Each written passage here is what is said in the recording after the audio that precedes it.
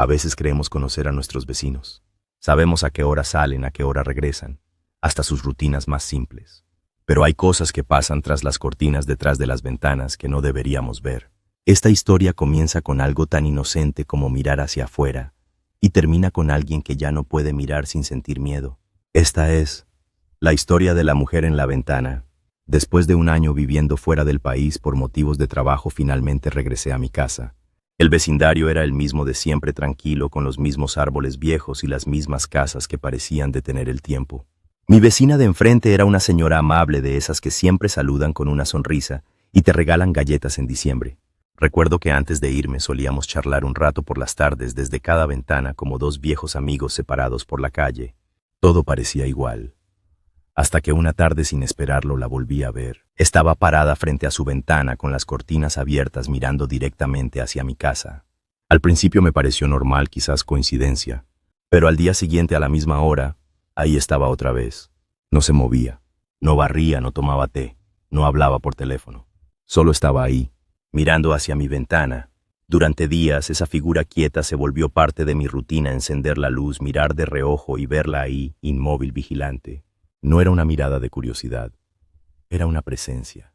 Un día, mientras hacía fila en la tortillería, vi al hijo de la señora. Siempre fue un muchacho amable, más o menos de mi edad. Le conté entre risas incómodas que su mamá parecía pasar las tardes observando mi casa. Él me miró fijamente y su expresión cambió de inmediato. «¿Mi mamá?», me dijo con voz quebrada. «Mi mamá falleció hace unos meses». Sentí que todo el aire del lugar se detenía. Traté de sonreír, de fingir que era una confusión.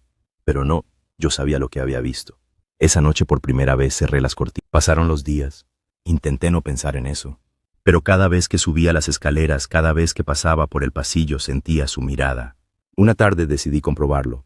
Levanté un poco la cortina y miré, y ahí estaba. La misma silueta en la ventana de enfrente, sin moverse, sin respirar. Sentí un frío recorrerme la espalda. Cerré todo, apagué las luces, traté de dormir. Pero esa noche comenzaron los ruidos. Primero fueron pasos sobre el techo, después el golpeteo de la puerta de la cocina. Al principio pensé que eran los gatos del vecindario, hasta que escuché cómo alguien bajaba lentamente las escaleras dentro de mi casa. No tenía sentido. Yo estaba solo. Me armé de valor, encendí las luces, revisé todo. Nada. Pero cuando pasé frente a la ventana sin querer, la vi otra vez. En la ventana de enfrente, bajo la luz tenue, la figura estaba más cerca del vidrio, como si quisiera salir. Esa noche llovía, y entre el ruido del agua escuché 3 golpes secos en mi puerta. ¡Tac, tac! Miré por la mirilla. Nada. Pero el sonido volvió más fuerte. Abrí la puerta con el corazón en la garganta, y la calle estaba vacía. Iba a cerrar, pero algo me hizo voltear. En la ventana de enfrente había una sombra, y por primera vez supe con certeza que esa figura no era humana. Desde esa noche todo cambió. Las luces parpadeaban. Los objetos se movían de lugar. Una madrugada bajé por un vaso de agua y sentí que alguien me observaba desde la escalera. Giré la cabeza lentamente y la vi, parada en el tercer escalón con la cabeza ligeramente inclinada, como si aún estuviera frente a su ventana.